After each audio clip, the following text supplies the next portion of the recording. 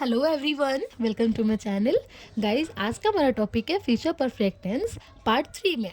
Okay, सो सबसे पहले ये देखिए, आप लोग ध्यान से देखिएगा कि ये क्यों होता है, कैसे यूज़ होता है, इसमें क्या क्या हम लोग यूज़ करते हैं। सबसे पहले तो है the future.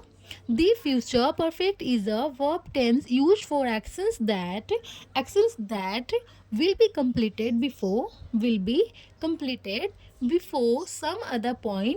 some other before some other point in the future। ठीक है। सो फ्यूचर परफेक्ट टेंस उस काल को कहते हैं जिसमें बताया जाता है कि फ्यूचर में कोई काम किसी निश्चित समय से या किसी और घटना से घटित होती है, उसके पहले पूरे हो चुका होगा। जैसे कि हिंदी वाक्यों के अंत में हम क्या लगाते हैं, जैसे हिंदी जो सेंटेंस होता है ना, उसमें इंड किस चीज़ से होता है, चुका होगा, चुकी होगी या फिर चुके होंगे से। मीन्स ये क्या है, फ्यूचर परफेक्ट टेंस। इसमें हम यूज़ करते हैं विल हैव या शैल हैव का। ठीक है, आई होप समझ में आ गया होगा।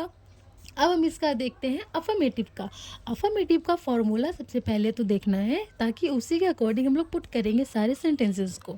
ठीक है। सो अफर्मेटिव का फॉर्मूला है हमारा subject plus will have plus past participle plus verb की third form plus object. Okay, for example she will have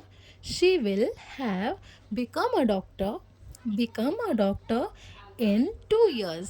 मतलब इसकी हिंदी है कि वह 2 साल में डॉक्टर बन जाएगी। वह 2 साल में डॉक्टर बन जाएगी। ठीक है, तो चलिए ये भी हमारा हो गया। और नेक्स्ट इसके बाद है नेगेटिव का।